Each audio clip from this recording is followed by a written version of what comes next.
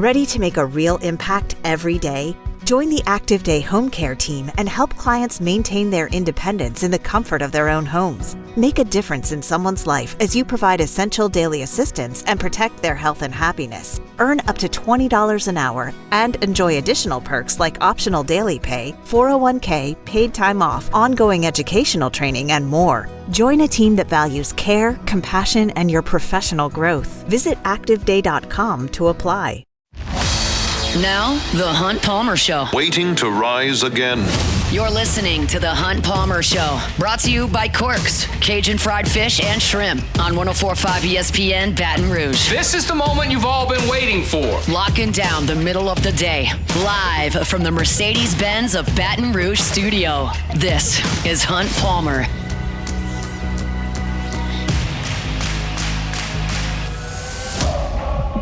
Welcome in. Hunt Palmer coming to you from the Mercedes-Benz at Baton Rouge studio downtown in the capital city on this Friday. It means we're brought to you by Corks, Cajun fried fish and shrimp. Jacob Beck, Taylor Sharp back there on the ones and twos.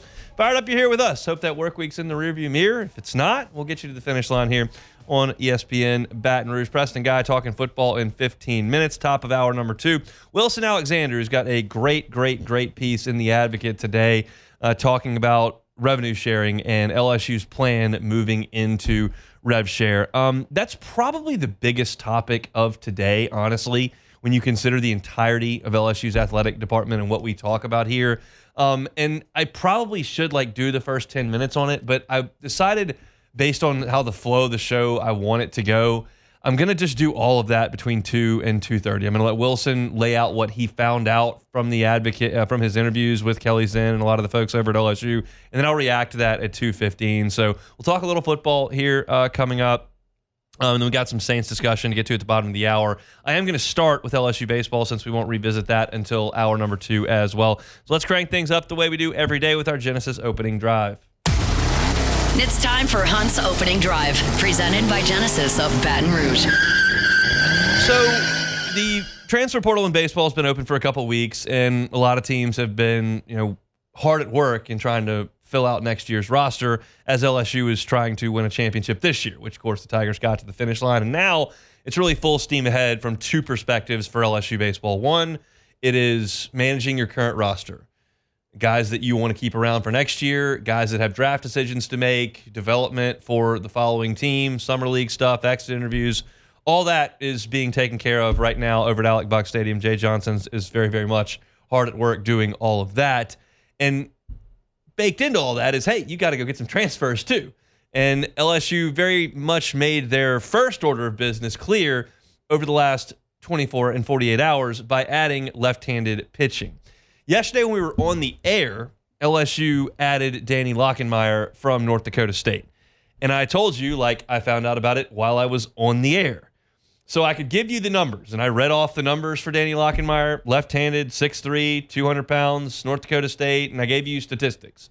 And then I wanted to go take a look at Danny Lockenmeyer and then really dive a little bit more deeply into what LSU's getting in this left-handed pitcher. And I got to be honest, I understood the pickup when I was on the air and diving through it real time. I like it a little bit more now that I've taken some time to look at Danny Lockenmeyer. You're looking at a freshman left-hander for North Dakota State that worked 38 innings on the season with a 2.37 ERA. He struck out 56 in 38 innings with only 18 walks. He pitched against LSU last year. I told you he struck out Ethan Fry. He struck out Luis Hernandez. He struck out Derek Curiel. Then in his final frame of work, he allowed a walk, and then I think Daniel Dickinson got him for a single, and then he came out of the game, and both of those guys came around to score. So he was credited with 2 runs allowed, which was technically correct.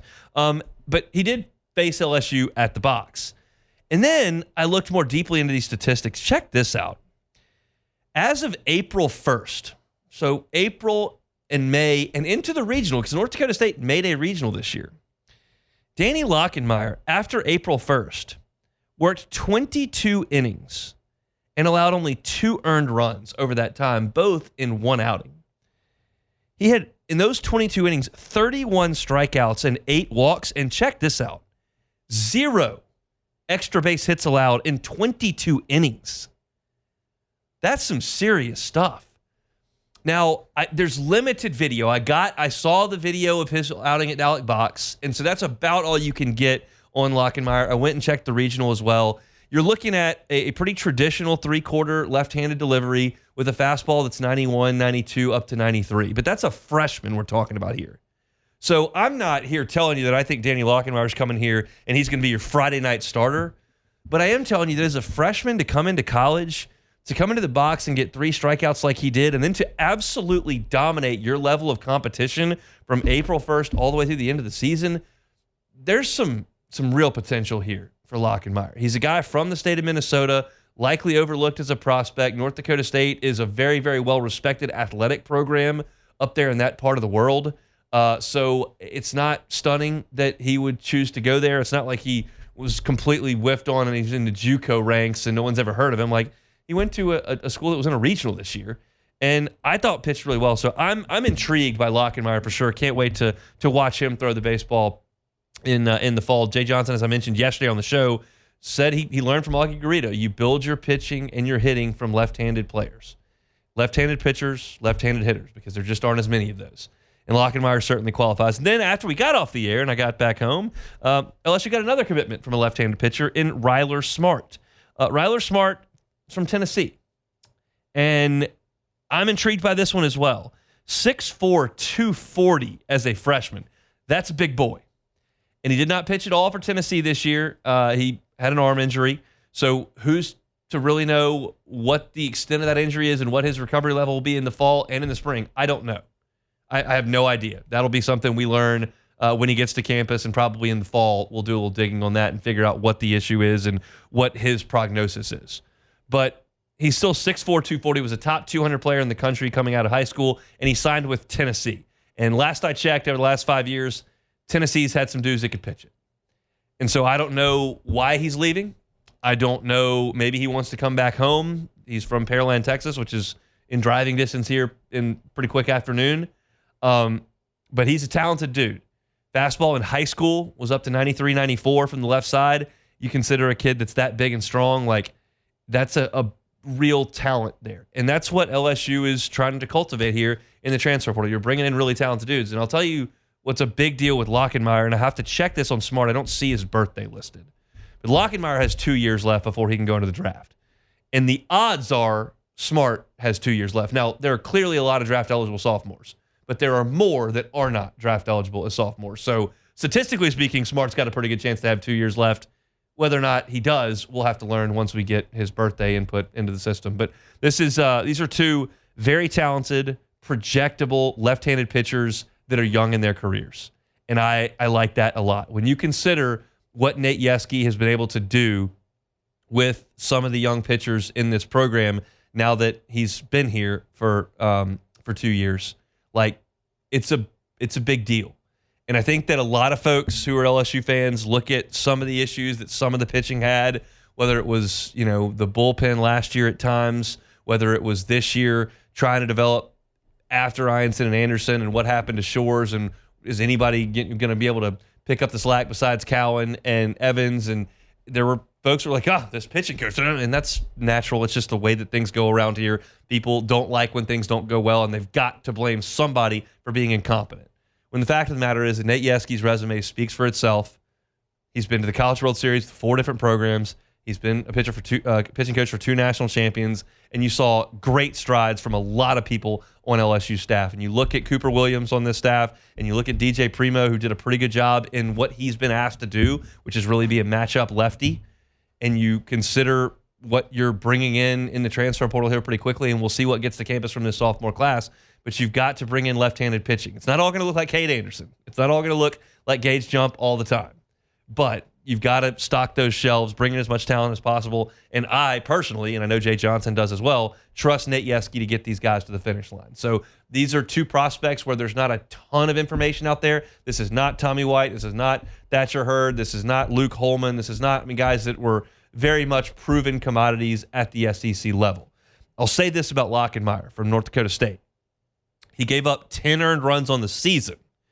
2 of them were in back-to-back games against Alabama and LSU, where he gave up 2 apiece. I told you the LSU game. The 2 runs did not come in when he was on the mound. He allowed them on, and then they came in and are charged back to him. But that's 4 of his 10 earned runs. 40% of the earned runs came against SEC teams when he was a freshman left-hander in his first 4 weeks of the college baseball season as a North Dakota State Bison pitcher. So I think there's a lot of potential here. He saved 9 games for North Dakota State. Most of those outings were in 1-inning spurts. I think LSU may have found something here. I'm not going to give you a role on next year's team or a ceiling for him or whether or not he can be the Saturday starter. I just like what he did as a freshman. And we know, based on some of the guys around here that have made huge leaps over their time at LSU, Cade Anderson's came year 1 to year 2. Boom. Ty Floyd's came a little bit later into his third year. But you bring in talent, and sometimes, somehow, some way, that light bulb clicks, and they become really, really good players. And LSU's got the resources to take in transfers and freshmen who have not had the resources at their disposal, like the pitching lab, like first-class facilities and training staff, and, of course, a pitching coach, and the adrenaline that comes with playing in front of 10,000 helps as well. And guys become the best version of themselves at LSU more often than they don't. And so hopefully these 2 guys are part of that number. I'm told that LSU will have visitors on campus this weekend. As you might imagine, that's fairly tight-lipped. So I'll do my best here. I just would tell you the same thing I said yesterday, that I would anticipate another commitment or 2 this weekend. And as you go through the next 10 days, I think LSU's roster will start to fill out. So there are still decisions that have to be made about the current roster and whether or not they're going to go into the draft or come back to LSU, and that's going to depend on what the numbers look like. But we'll talk about that as time moves forward. And I'm excited to have the conversation with Wilson Alexander coming up in the second hour at 2 o'clock straight up about what LSU baseball gets out of this deal, because it's not just the revenue sharing with that $21 million or so that the athletic department has to disperse amongst itself.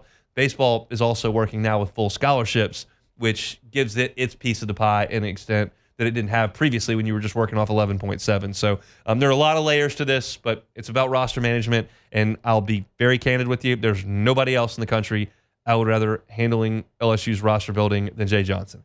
He's the best at it. So that's something you can have a lot of confidence in as an LSU fan if you're listening to me at this current juncture. Friday show is brought to you by Cork's Cajun Fried Fish and Shrimp. Get on by and see them for a late lunch. If you're looking to feed the family, got a pool outing, birthday party coming up, want to feed the office, whatever the case may be. 4th of July is coming up as well. Want to do a big catering order? Check them out at Cork's, corksfishandshrimp.com. They can do the big trays and platters of that crispy fried catfish, jumbo Gulf shrimp, crispy shoestring fries, the honey butter rolls. They can do it all over there at Cork's. Check them out online, corksfishandshrimp.com. We'll take a time out. Preston Guy talking recruiting next. The Hunt Palmer Show. Genesis of Baton Rouge. GenesisofBatonRouge.com is that website. Every car that is on the lot is online at GenesisofBatonRouge.com. Sedan, SUV, whatever your family situation is, Genesis has a vehicle for you. It's a luxury experience at a reasonable price. Go by and just see the difference for yourself. Chat with their brand ambassadors, visit their first-class facility, check out the service aisle, cleanest service aisle I've ever seen. Plus, they got an incredible coffee machine, snacks out for you. Feel like you're visiting a hotel, and that's the point. You feel like a guest and not a customer when you walk into Genesis of Baton Rouge. If you're in Baton Rouge and you're in the market for a vehicle, the odds are you're going to be on Airline Highway. Just make that one stop, Airline at Pico across from Women's Hospital, and see the folks at Genesis of Baton Rouge. If you're thinking, no, I'm not going to the dealership, I don't like it. Well, that's fine too. They'll come to you. They'll come to your place of business. They'll come to your home. And if you test drive a vehicle remotely and you want to buy it, they can do digital delivery, e-contracts, and have you right on your way. It's Genesis of Baton Rouge. Check them out online, GenesisofBatonRouge.com. You're listening to The Hunt Palmer Show. Brought to you by Cork's, Cajun Fried Fish and Shrimp.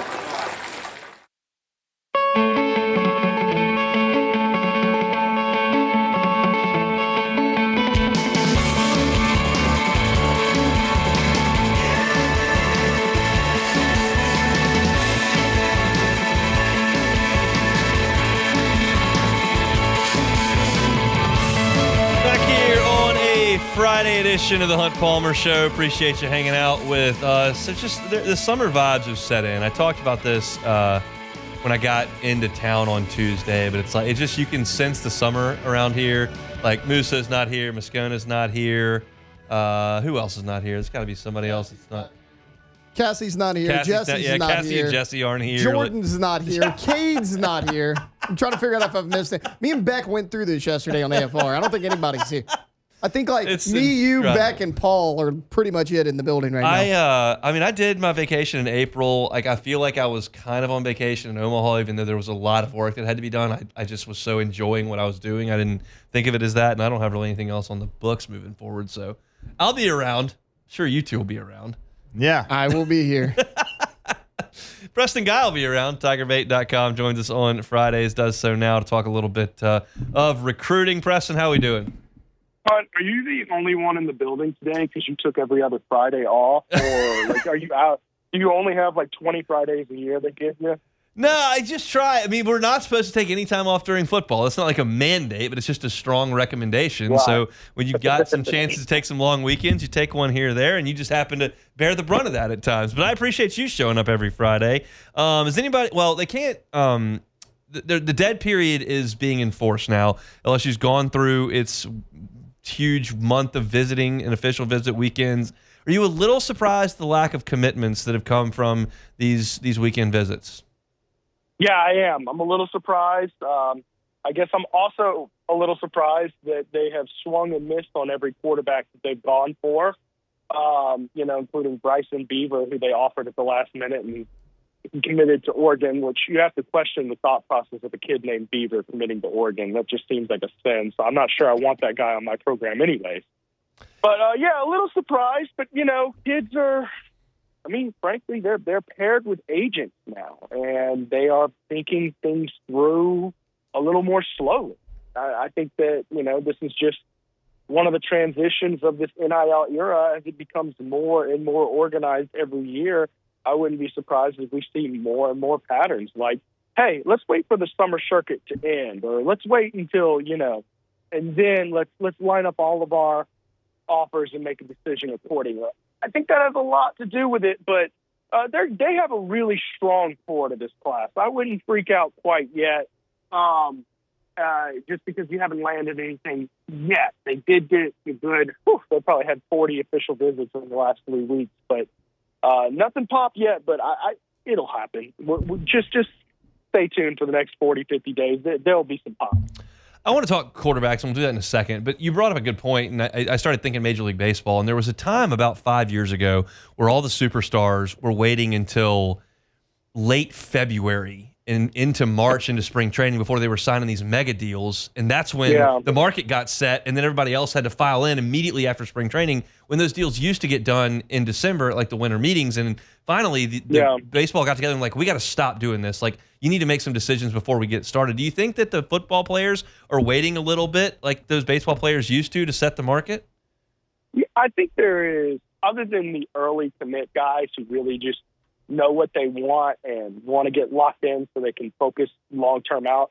There's really two big periods of commitments, and that's going to be at the end of summer, right before their football season, because these guys want to lock in for their senior season and don't want to, be talking to coaches here and there. And, of course, during football season, it heats up a bit as you get to visit during football games and have strong emotional reactions to all that. And then signing day in December. So it's really end of summer and that signing day. And a lot of this is also, keep in mind, we're not all that far off removed from the December signing day just becoming a thing. So the culture surrounding that, remember the first year was kind of all right, half the guys here, half the guys in February. Still, no one signs in February anymore. Right. February signing day is only for a handful of guys holding out for whatever reason. I think Dominic McKinley was probably the last February signing LSU had. And if you remember, that was in large part due to Jimbo Fisher getting fired at Texas A&M, where he was committed for a long time.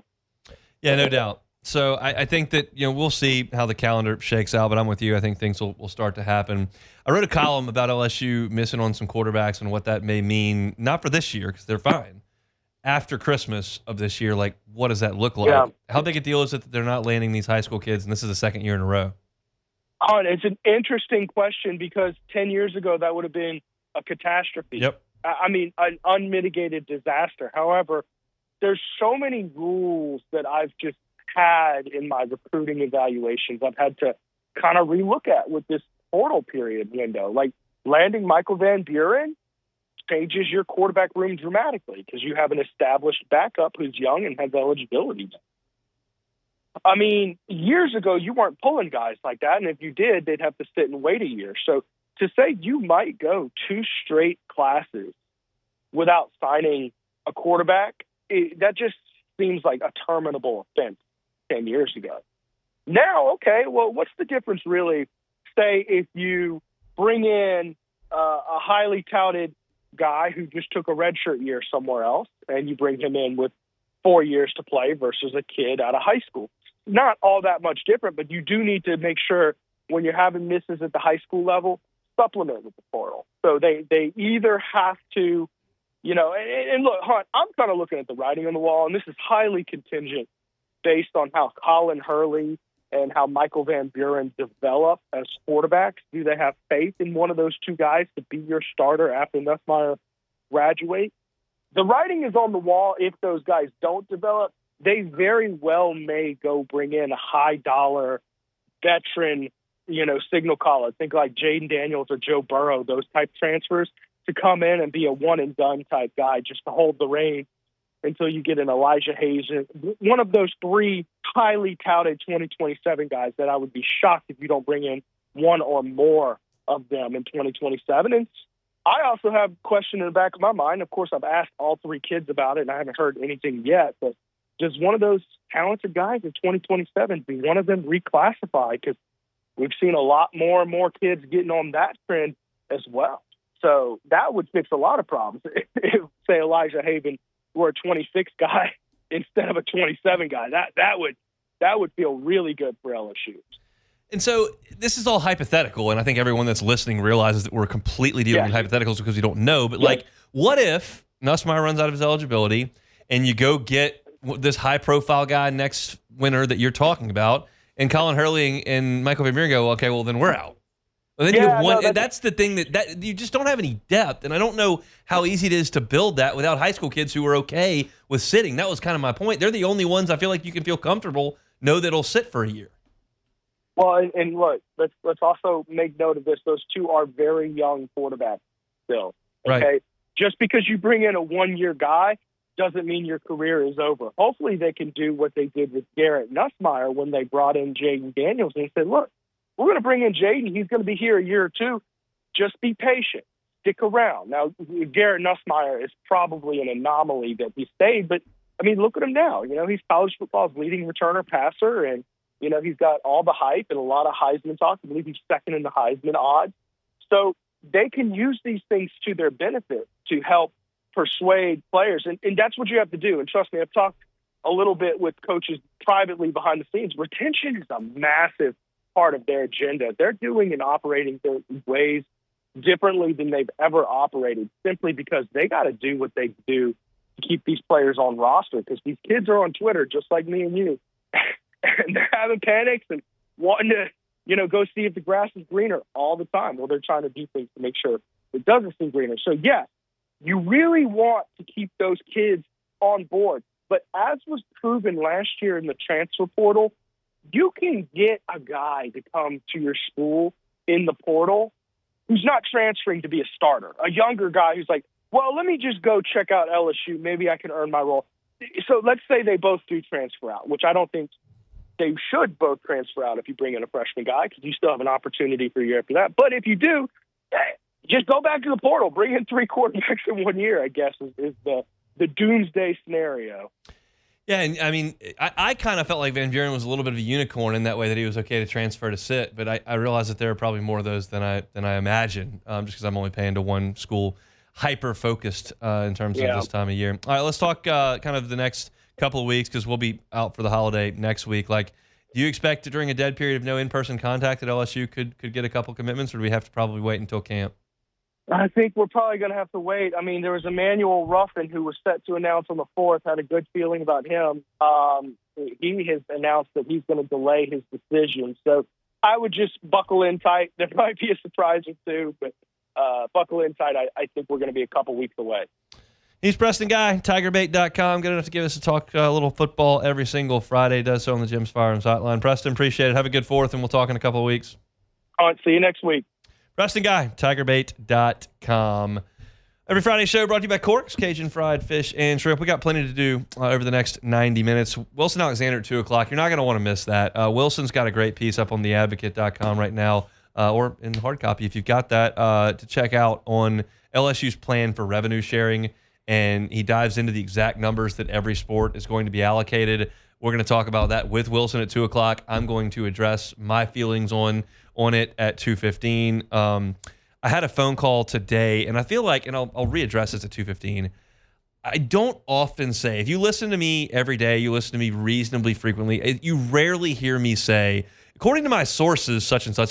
Sources tell me that. Like, I rarely use that, and I do that intentionally because, one, I don't have a lot of those conversations, and two, when I do, I want to communicate that to you so that you feel like you can trust that I'm telling you the truth and not just being, because plus me, the internet is full of folks that go, I had some conversations with my sources. Like, I think there are some folks that just read stuff on the internet and then kind of regurgitate that as a source. I'm just not going to play that game. I can come up with some own opinions and analyze the things that go up on the field without having to make stuff up. But when I do have a conversation with someone who knows some things and I'm going to relay some of that information, like, I want that to hold some weight. So we'll talk about that at 2:15. I'm excited for that conversation. Wilson at 2 o'clock and my thoughts at 2:15. Got 30 minutes left to go in this hour. Saints Wire came up with the Wire Network came up with a breakout player for every single team in New Orleans.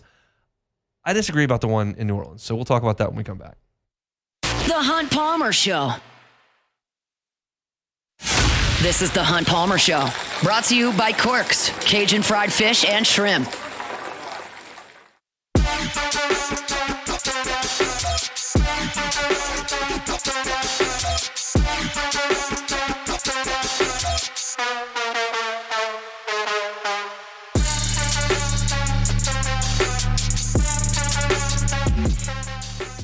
Hope that work week's in the rearview mirror. If it's not, we'll get you to the finish line here on 104.5 ESPN Baton Rouge. Looking for some Saints scuttlebutt on the internet today and stumbled upon this. The Wire Network, Saints Wire, John Seigler, part of all that, went through every team in the NFL and went for a potential breakout player for this year. And I always, before I click these links, I always go, okay, who do I think the answer is?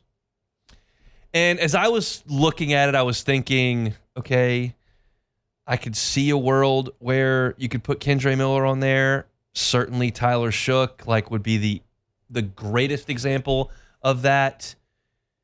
I'm not ready to sit here and tell you that I think, like, Isaiah Foskey is going to do it. It's a little bit presumptuous, but maybe you could put Kelvin Banks if you want to talk about a left tackle. Like, there are some answers I would come up with. And then if you did a different exercise and you said, Hunt, here's a blank sheet of paper with every member of the Saints roster. Just put number 1 through 53 on who you think is the most likely breakout and who's the least likely breakout. And I got to tell you, the answer that John Seigler put for his on this poll, for me, is far closer to 53 than 1. It's Juwan Johnson. Now, I'm not telling you that John Seigler's wrong on this. He gives great rationale as to why it could be. I just, before this exercise, would not have pointed to the middle-aged, undersized tight end as the breakout guy on the Saints team.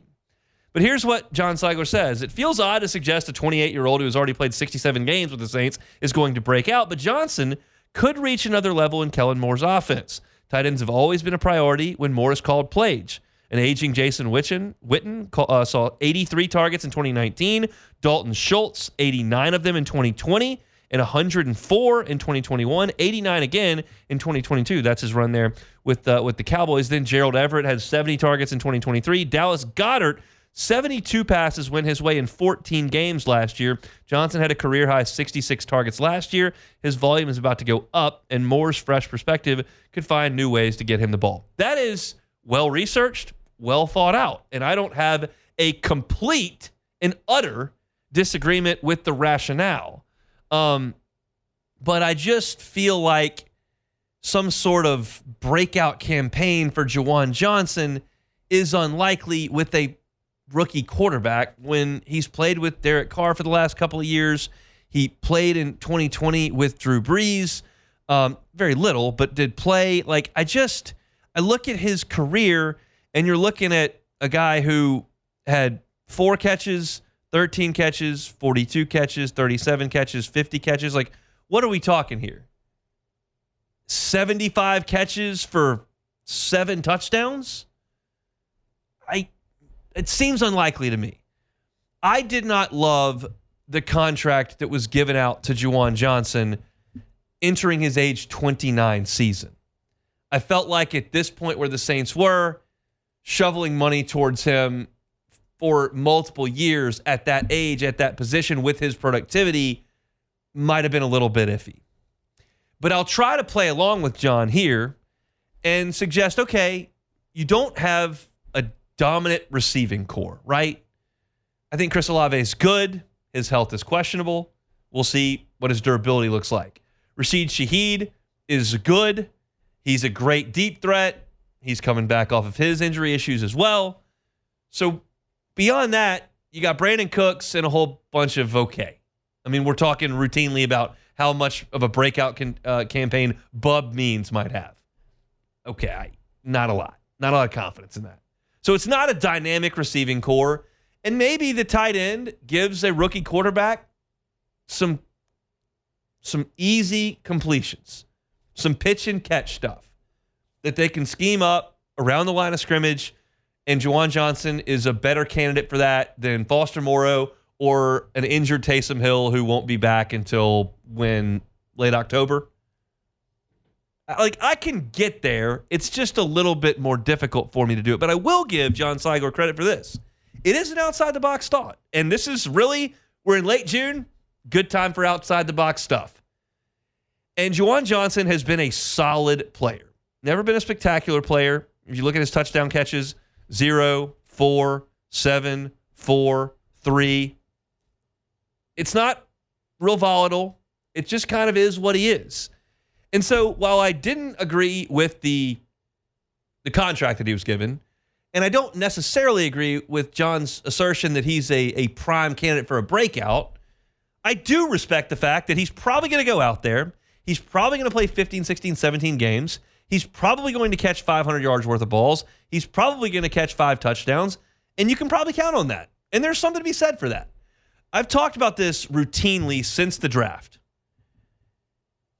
Everything the Saints do should have an eye on, not just 100% dedicated to, but should have an eye on developing a rookie quarterback. Everything you do, from hiring coaches to signing players to contract lengths to how you draft to everything you do should have an eye on that. Now, there's a reasonable case to be made that Tyler Shook won't pan out. At that point, you can't have tailored your entire organization to him without knowing if he's going to pan out. But I can make the case that in his first year as a starter, as a rookie, that having Juwan Johnson, who's a steady, dependable hand, is a benefit to him as the quarterback. And so he'll probably have a nice season. But to think that he will take his average year and do 160% of that, which is what I would probably call a breakout, 140% of that, which I would call a breakout, it just doesn't feel likely, because what's the upside on Juwan Johnson? He's still going to be 28, 29 years old. He's still going to be a little bit on the shorter side. He's not a dynamic athlete. He's just a steady player. And there's room for steady players on the roster. I just don't know if I'm going to put the steady player on the breakout candidate. So if I had to say who I hope the breakout candidate could be for this New Orleans team, like, I'm going to give you Brian Brzee coming up with 10 sacks. Like, that is a breakout I would love to see. I'm going to give you, as I mentioned, Kendre Miller. I'm going to give you Kool-Aid McKinstry coming up with 9 interceptions. Like, that's an astronomical number. I get it. But, like, the guys who are scratching their surface. Brian Brzee is scratching his surface as an interior defensive player as far as run stopping and adding to what he's got, which is a good pass rush game. Maybe Rashid Shaheed really develops an intermediate and short passing game ability that goes with his game-breaking speed. and he breaks out and he outperforms Chris Olave significantly. That to me, because Rashid Shaheed's got elite speed, because Brian Brzee has the ability to rush the passer from the interior with a great build and frame and can develop other aspects of his game. Like, I don't see what Juwan Johnson unlocks in himself unless you just think that Kellen Moore's playbook is going to just feed him, which is basically the argument. But if the playbook is designed to feed Juwan Johnson and limit the touches of Kamara and Miller and Olave and Shaheed and some of those guys, like, is that the playbook you want? Like, this isn't Travis Kelce here. We're not talking about prime Antonio Gates. This ain't Gronk. This is a nice tight end. So I disagree with the fit of Juwan Johnson as far as breakout. I agree with the fact that there's value in Juwan Johnson on the team with a young quarterback. I would take someone else as a breakout candidate. Taylor, you're sitting over there with a microphone. I've given you some options for a Saints breakout player there, whether it's one of these young first and second round picks. I don't know if a left tackle qualifies as a breakout, but did one name sound better to you than the others? I certainly wouldn't go Juwan Johnson. I mean, if I'm going Saints breakout, I'm going young guy, like Devin Neal maybe for me. Like that would be fun. That's an option. That's a fun pick. I mean, we don't know what's going to happen. A Kendre Miller. I mean, somebody behind Kamara to take the pressure off of him. Like somebody other than a 28-year-old tight end who hasn't done anything. Beck, you got a pick for me for a breakout player at tight end? I mean, not a breakout player, period. Not tight end. How about how about Juwan Johnson? Yeah, how about Juwan Johnson? Yeah. No, I think this is the year where we could really see Brian Brzee taking the next step. I mean, he had a really solid rookie season. He was pretty good last year, and the stage is set for him. Like he's going to be playing as many snaps as he has, in his career. So I really think that if he can. Because we know he can rush the passer, it's going to be whether or not he can really improve on stopping the run, and if he can have 5 or 6 sacks a year and is really good at stopping the run, he's going to be on the outside looking in for maybe being a Pro Bowl type player. What if I told you Brian Brzee had 7.5 sacks last year? He's great at rushing. You don't remember that. He just doesn't stop the run as well. Many people are saying, I mean, this has been kind of rampant on the NFL wire, that since Brzee's appearance on the Hunt Palmer Show Super Bowl week, he's really unlocked something new. And maybe so. We'll see come training camp, but that's the buzz. I heard Schefter reporting it the other day, so we'll see. We'll stay tuned on Friday shows brought to you by Corks, Cajun Fried Fish, and Shrimp. We'll come back, close out hour number 1, coming up next. The Hunt Palmer Show. You're listening to The Hunt Palmer Show, brought to you by Corks, Cajun Fried Fish, and Shrimp.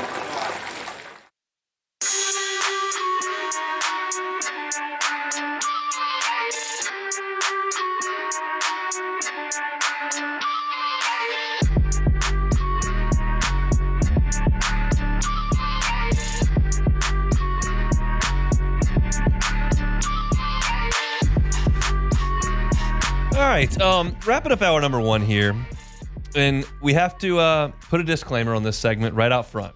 So I want everyone to, if you're driving your vehicle, just divert like 4% of your attention to me as I start this segment so that you don't jump in late and feel like you're hearing something you may not be hearing. We are, in this segment, reacting to internet rumors. We are not reporting news. We are not citing sources.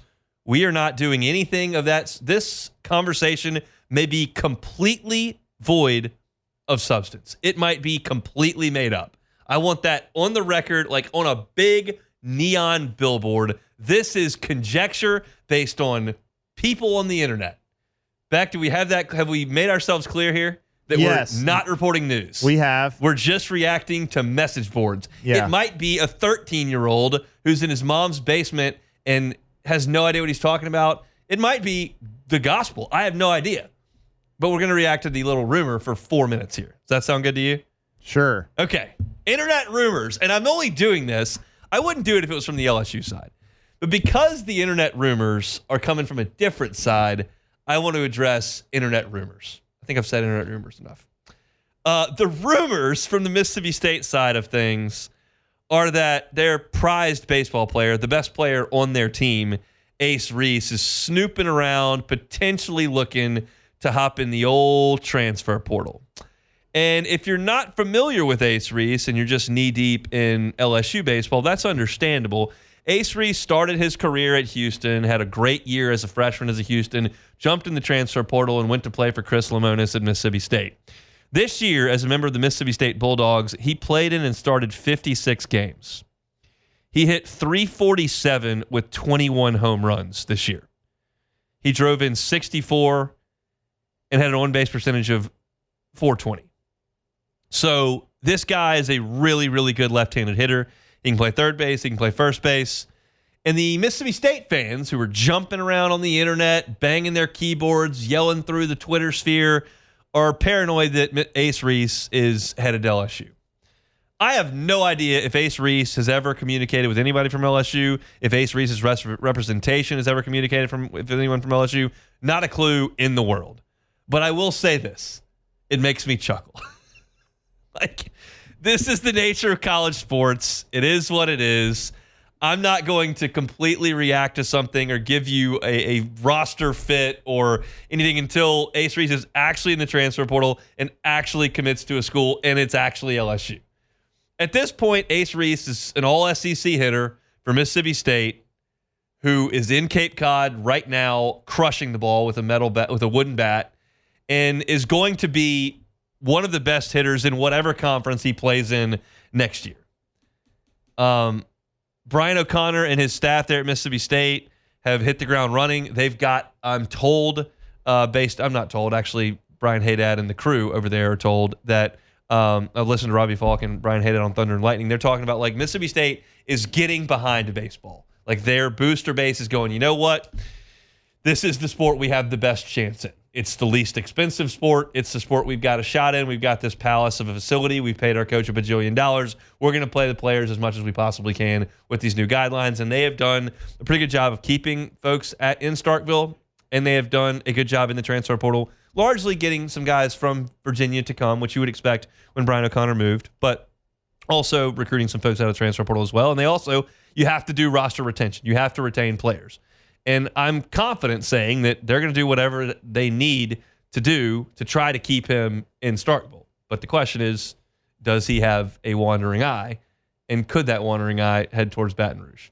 At this point, there's nothing really to talk about. But if you're looking at some innuendo on Twitter and you're reading stuff on message boards and you're looking around, like, the Mississippi State folks are concerned that Ace Reese might be looking around. And more often than not, when it's the side where someone is leaving, that generally speaking, there's a little bit more smoke and a little bit more fire there than like someone else on the outside going, hey, that guy's going to come to us. That can just be more often than not just made up internet stuff. And this all might be made up internet stuff, but I had 4 minutes here to chat about it, and I'll just bring it to your attention. Like, the Mississippi State folks are a little concerned that one of the best left-handed hitters in the conference is potentially looking for a way out. We'll certainly react to it if things should happen. But Ace Reese hit .350 with 21 home runs. That pretty much plays in every lineup that you can find in college baseball. So we'll stay tuned. As I said, expect LSU to land a transfer portal commitment or two in the next 72 hours as they host visitors this weekend. And you've still got a little bit of a runway here of probably 2 weeks where things really are moving.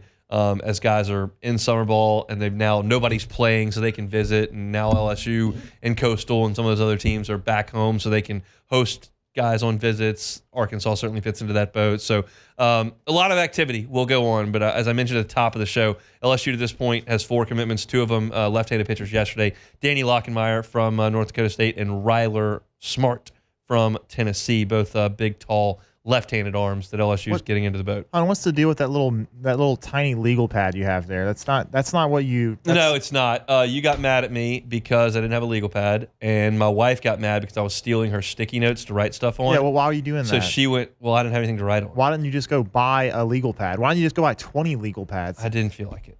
And then my wife got some ordered, and they were these tiny ones, and they were a poor order. But I have them, so I use them. Okay. This is not a legal pad. This is what I ripped off of a legal pad. This is just something I bring up here every day. Great work, Hunt. The more you know.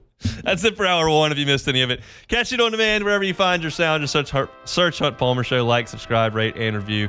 Talked a lot of baseball in the first hour as well as some football with Preston Guy on the recruiting side. You can find that at Hunt on LSU on Twitter. When we come back, Wilson Alexander on this whole revenue sharing thing. Going to be a great conversation. We'll pause for national headlines and come back on the Hunt Palmer Show. The Hunt Palmer Show. Highland Insurance Group, HighlandIG.com is that website. As you are well aware, it is storm season. Saw the National Hurricane Center tweet out two possible disturbances, neither expected to impact Louisiana at all. One's on the Yucatan Peninsula out there in Mexico. But things are active in the tropics. And so you need to make sure your property policy is ready to roll. The time to check that out is not after the storm rolls through. It is not when the storm is in the Gulf, because there's going to be a moratorium on new coverage. If you want to make sure that you've got the proper business interruption limits and you have your buildings properly evaluated and you're not going to deal with co-insurance penalties and your premium, if you want to deal with all of that and how things are going to respond when a storm rolls through, call Jonathan Carbo and the Highland Insurance Group. They will audit your property policy for free and make sure that it is placed where it needs to be placed. They've got contacts all over the place in the marketplace and can help you out. Check them out, HighlandIG.com, HighlandIG.com.